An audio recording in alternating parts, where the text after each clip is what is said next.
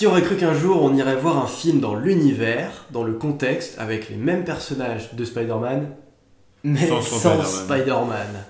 Salut à tous, puisque tu voulais qu'on dise bonjour. Bah voilà. Quand même, bonjour. On a raté la première prise, on n'a pas dit bonjour, monsieur était pas content. Voilà, donc Epixay avec Fabien bien sûr, voilà. Bon, comme d'hab, salut. Donc Venom de Ruben Fleischer, voilà.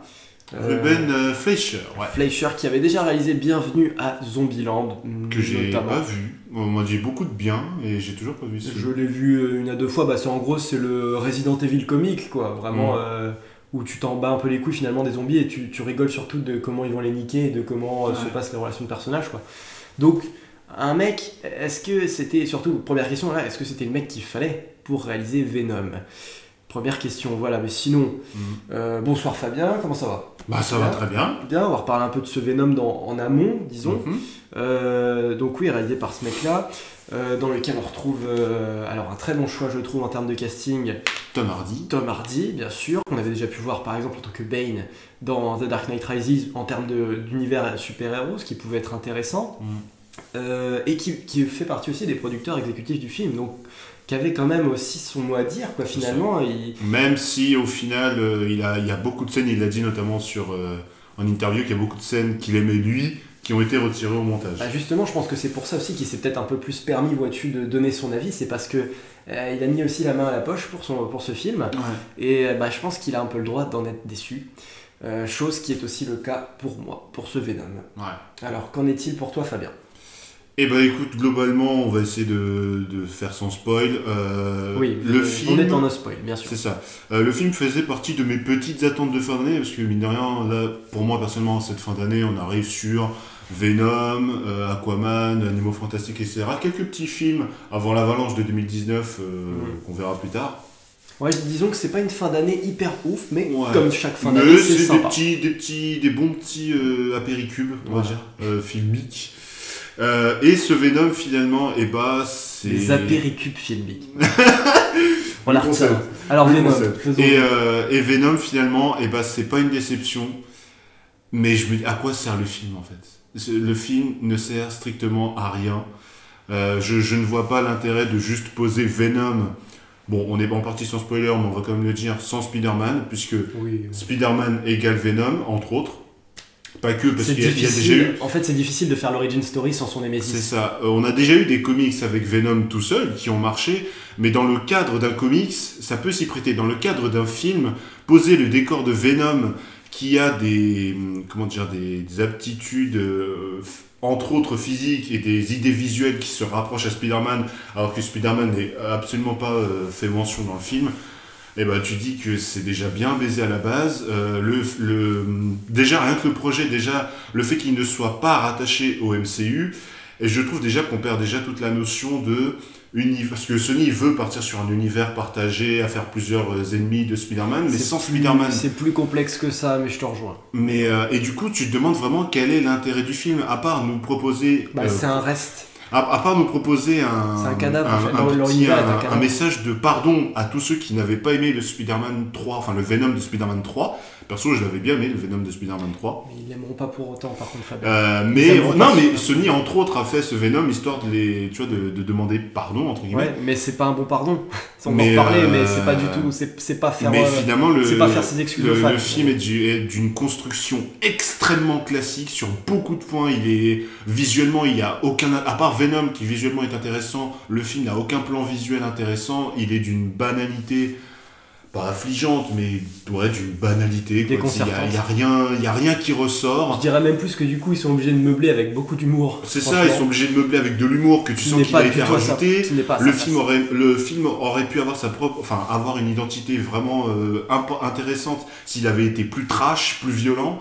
Et finalement, on se retrouve avec une sous-comédie, même pas intégrée au MCU, avec un personnage qu'on reverra peut-être ou peut-être pas en fonction des résultats du box-office.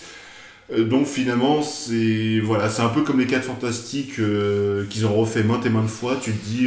Oh là, t'es méchant, t'es sévère là. Non mais là, pas loin. Enfin, en termes d'intérêt, tu te dis... À quoi ça sert de faire ce film ? À part faire une petite sortie ciné sympathique où tu vas découvrir un film et découvrir un... On n'en dit pas trop, c'est le résumé. Ouais, je développer après. Non, mais je résume déjà et je fais tout d'un coup comme ça.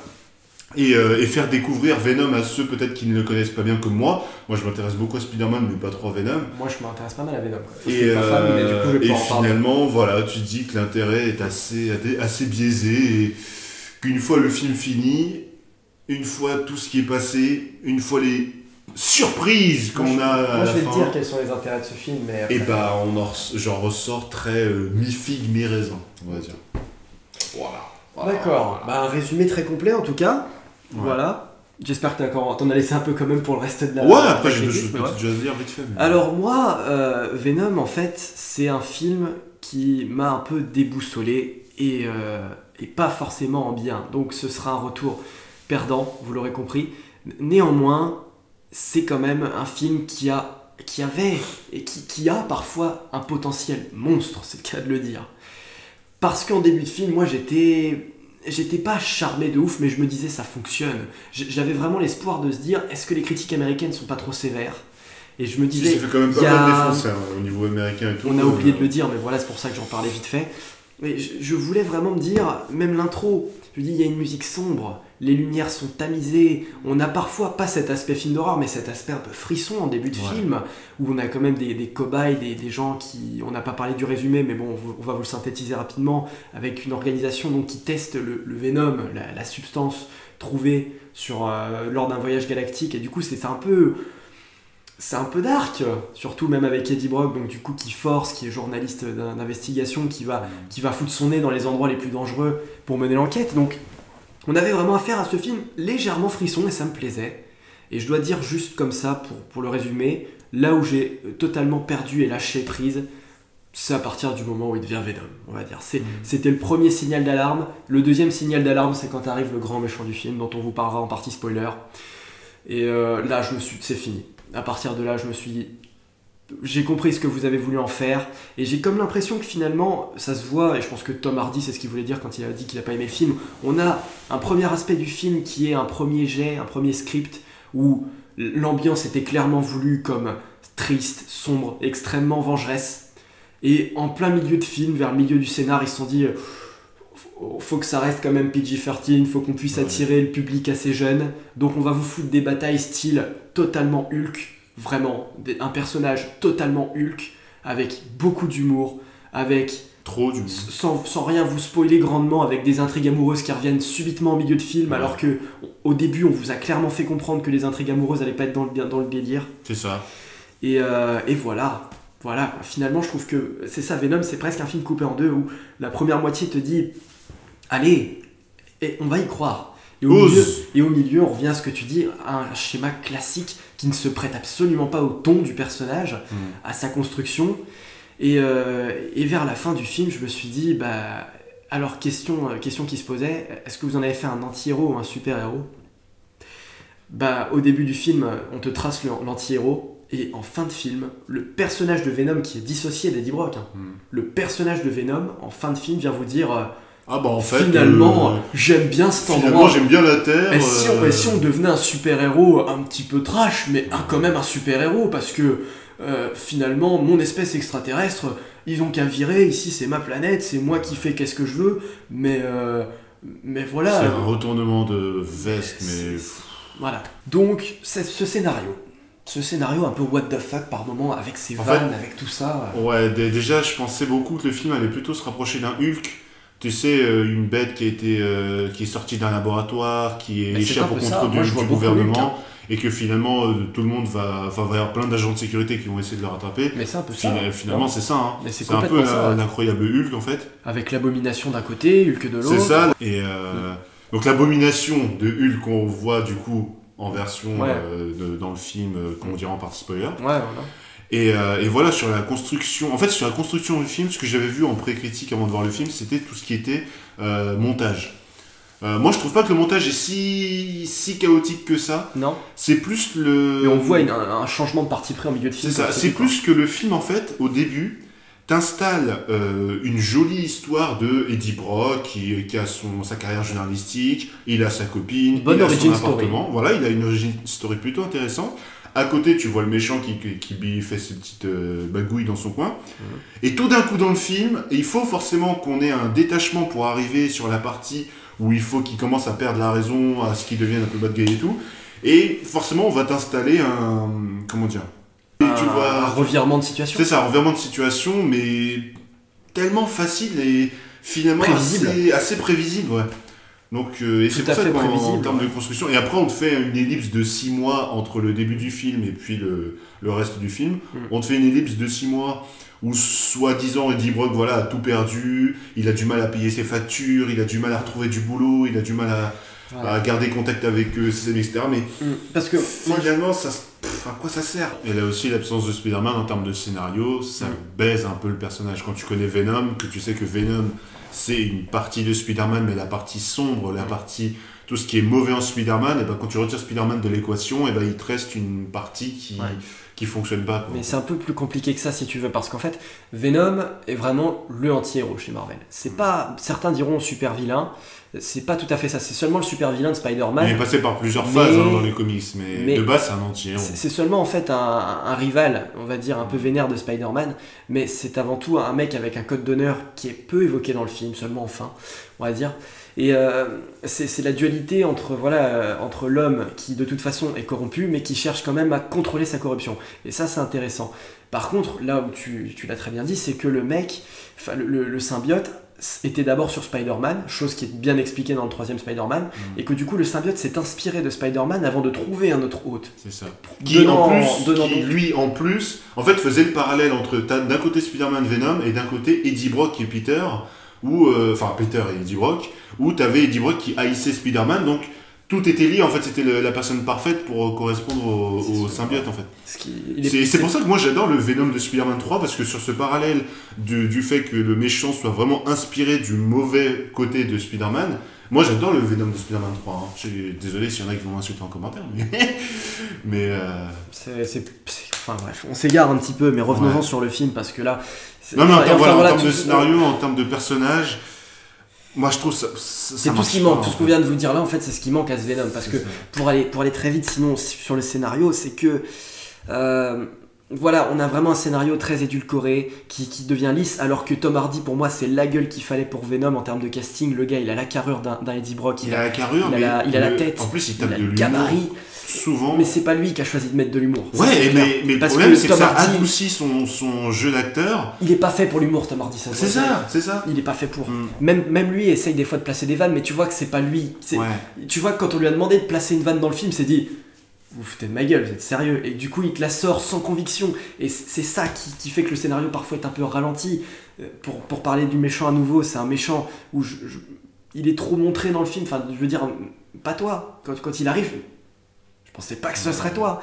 Moi, même le méchant qui est teasé dans la scène post-générique, dont on vous reparlera, c'est celui qu'on attendait tous. Alors peut-être pas pour le premier film, ok, mais...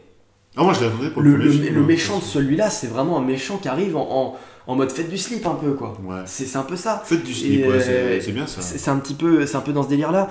Et comme je vous l'ai dit, au début on a des intrigues sombres, et après les intrigues c'est « Oh, c'était pas grave, c'est rien, on est vite revenu à la normale. » Il y a des créatures extraterrestres qui se baladent dans San Francisco, mais... Bon, personne n'étonne personne, hein, ça fout pas trop le bordel, on va essayer de contrôler la situation à nous deux. Et puis voilà, et on en arrive même à un point final où l'ex de Eddie Brock en vient à se dire à la fin oh, Venom il est sympa quand même, il est gentil. Hein. Et là tu dis, c'est là que tu vois qu'on a tout perdu. Et là tu te dis mais le film s'est planté. C'est ça, c'est là que tu vois que le film s'est planté. Parce que franchement moi j'étais parti pour défendre le film, j'étais parti pour me dire allez, ça va être le bashing de cette année, moi je vais essayer de pas être dans le bashing, mais je peux pas le défendre, je vais pas le bâcher, mais je peux pas le défendre. Je peux pas le défendre non plus. On va partir sur les effets spéciaux si tu veux bien. Moi j'ai trouvé, et je vais englober tout ce qui est action avec, on l'a vu en 3D très passive, vraiment. Moi j'aime pas la 3D, elle m'a pas dérangé, mais j'ai pas été subjugué non plus, tu vois. Ouais. Clairement. Visuellement, de toute façon, je trouve que le film on n'a pas eu le choix de toute façon avec extrêmement banal visuellement.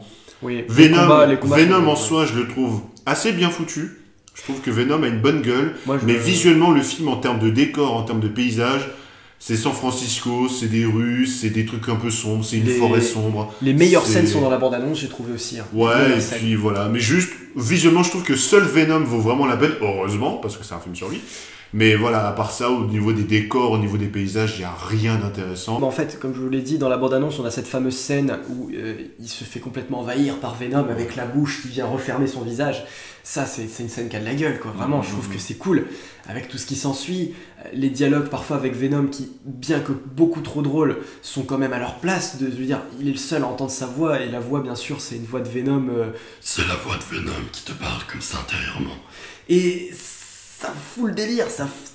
Il y avait quelque chose à créer, vraiment, sur le personnage. Et par contre, tous les combats sont inutiles. Même pour finir sur le méchant, pour moi, tu vois, il n'y avait même pas besoin d'un méchant dans le film. Tu faisais simplement la naissance de Venom. C'est comme Hulk.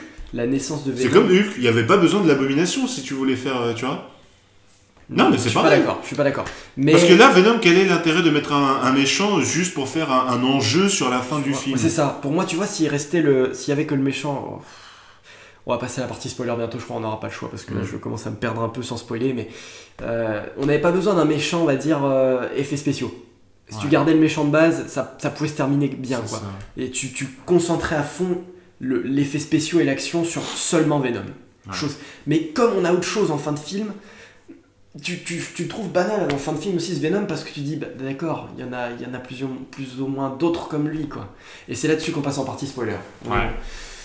Donc en fin de film, le méchant du film qui a aucun scrupule, qui fait des tests, qui est le petit-fils à son papa qui a hérité de l'entreprise sur laquelle il fait des tests donc de Venom sur des pauvres innocents, bah, il a lui aussi son symbiote qui vient s'accrocher et qui fait qu'il a Riot, le méchant du film, qui ressemble beaucoup à Venom. Et j'ai envie de dire comme par hasard, le Riot il est compatible avec lui. Oui, bon, comme par hasard. Et comme par hasard, Venom est aussi compatible avec sa gonzesse Eddie Brock, là, parce qu'à un moment, il lui refile involontairement. C'est ça. Alors que normalement, quand une personne se fait toucher par un symbiote, bah, tu vois, c'est ça. Au début ça va, mais au bout d'un moment, elle commence à perdre le contrôle. C'est là que tu vois aussi la rupture du script en deux, où ils sont... C'est ça. Moi je suis sûr qu'il y avait une autre fin de film. Ça se voit tellement qu'ils ont écrit une première fin où ça devait sans doute être dark, où j'imagine que sa meuf devait crever, tu vois, parce qu'il la faut revenir un peu en mode ah bah non, on va la faire revenir, mais je suis sûr qu'il y avait certainement des scénarios où Venom et lui essayaient de la protéger. Il y a moyen de voir tellement d'autres scénarios beaucoup plus intéressants en fait. C'est fou quand même, parce qu'on a des films comme Spider-Man, le destin d'un héros qui n'ont pas de suite, alors que c'était franchement, c'était juste génial. Mais là, et en plus on le voit aussi que ce Venom devait faire partie, non pas du MCU, mais de l'univers avec Andrew Garfield. Moi j'aurais rêvé un fight. J'aurais rêvé un fight entre le Spider-Man Andrew Garfield et Tom Hardy Venom. Moi j'aurais adoré, c'est juste au moins une mention de Peter Parker, mais qu'on sache que c'est la version d'Andrew Garfield. Pour moi ça n'a aucun rapport finalement, ni avec le Spider-Man du MCU, ni avec le destin d'un héros, il n'y a aucun raccord. Vous allez juste voir Stan Lee, vous allez voir une scène post-générique qui va parler un peu du Spider-Man animé à venir en fin d'année. Alors ça c'est plus un coup de pub qu'une vraie scène post-générique. Là il y a un extrait complet, je vous parle juste vite fait de ça. Il y a 2 scènes post-génériques, donc un extrait du Spider-Man à venir en fin d'année, là, en animé, on le rappelle.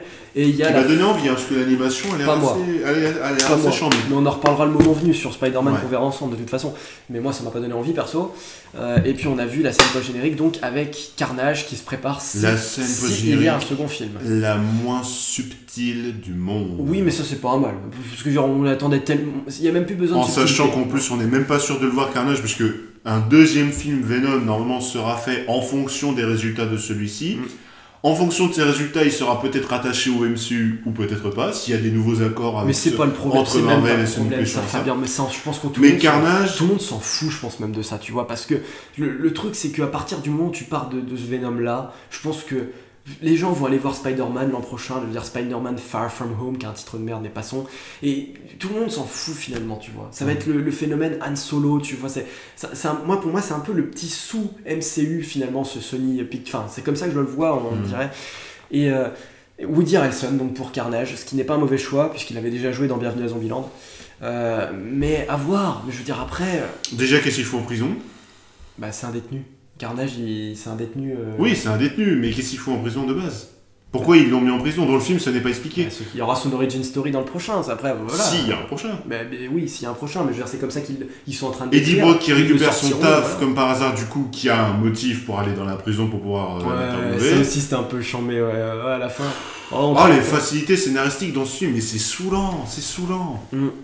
Ça me gave. Et à la fin, il te sort un petit, si je sors de prison, je ferai un carnage, t'as compris? Ouais, mais excuse-moi Fabien, mais là t'es un peu mauvaise langue parce qu'il y a beaucoup de scènes post-génériques du MCU qui sont tout aussi nanardesques. Tu m'excuseras, mais finalement, ce film, je sais pas à qui il est adressé, parce que tu disais tout à l'heure que on voulait faire nos excuses par rapport au Spider-Man 3 où il était pas du tout bien introduit, enfin pas assez bien introduit.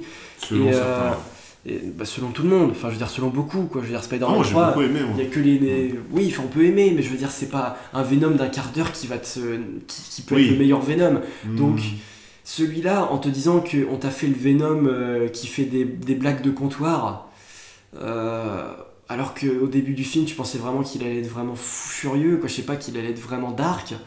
Après, au niveau des pouvoirs de Venom, ça je suis pas assez dans le comics, mais il y a énormément d'excroissance de lui-même qui fait. Ça fait un peu tentacule chewing-gum par moment. Oui et non. Là, je connais pas assez le comics, j'avoue, pour dire, parce que même à un moment, enfin, je sais qu'il. Venom, c'est un mec qui a des griffes, et au lieu de se servir de ses griffes, il va faire des espèces de lames artificielles, un peu en mode Terminator 2.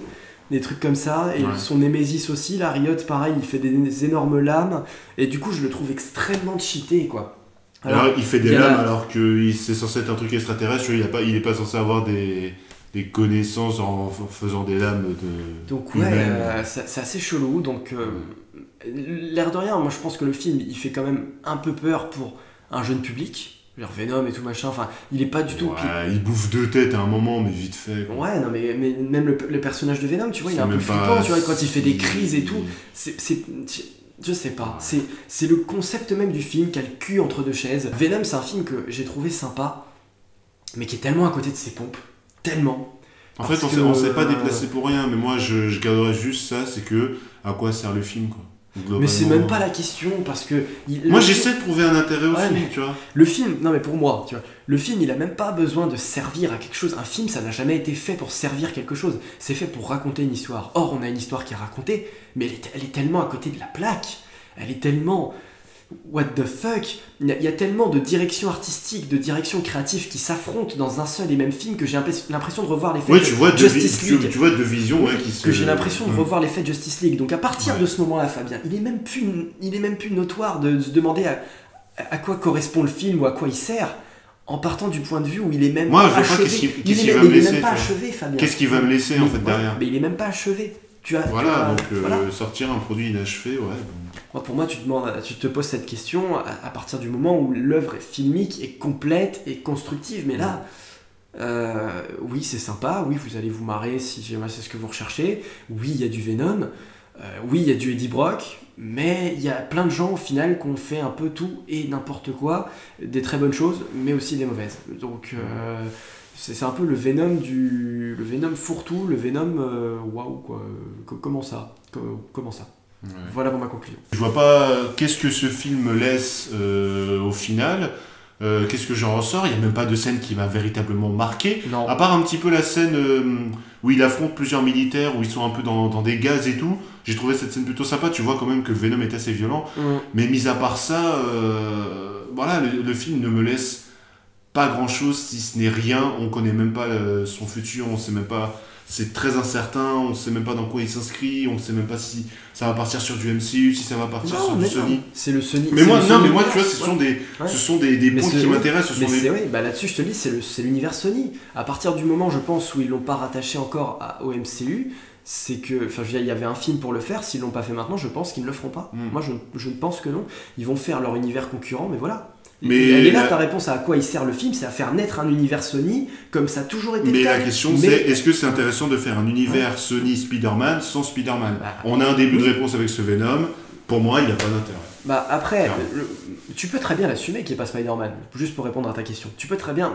mais si scénaristiquement... T'as besoin de Spider-Man, parce que Venom découle de Spider-Man. Si t'enlèves Spider-man au niveau de l'équation, ça baisse tout. C'est comme si tu me disais, ça n'aura plus aucun intérêt les prochains Marvel vu qu'il n'y aura plus les Avengers. Mais non, il y aura tous les autres héros. Voilà, c'est ce que je te dis. Tu peux faire un C'est comme si univers... tu faisais un film du MCU avec que le méchant, sans, tu vois. Bah, c'est un pari à prendre. Pour moi, c'est pas Et bah, l'absence. pour le coup, c'est là, le pas- pari n'est pas réussi pour moi sur ce Venom, en fait. Mais c'est non, ça. moi c'est pas du tout ça le problème, parce qu'on s'en fout, je veux dire, tu t'en fous, t'es pas venu voir un film Spider-Man, tu le savais très bien Fabien. On se disait à la rigueur, si on va le voir, ça va être une Mais je courte voulais voir apparition. s'ils arrivaient à combler le fait qu'il n'y ait pas de Spider-Man, mais ils y Mais arrivent c'est pas. possible. Ils Mais n'y oui. arrivent pas Mais avec ce pour Venom, ça. c'est Mais ça. Mais c'est pour ça que je défends pas le film Fabien, c'est parce que c'était possible de le faire et ils ne l'ont pas fait. Mm. Mais la faute du film, c'est pas qu'il manque Spider-Man, c'est pas un tort, c'est pas un désavantage et c'est pas quelque chose qui crée du problème dans le film.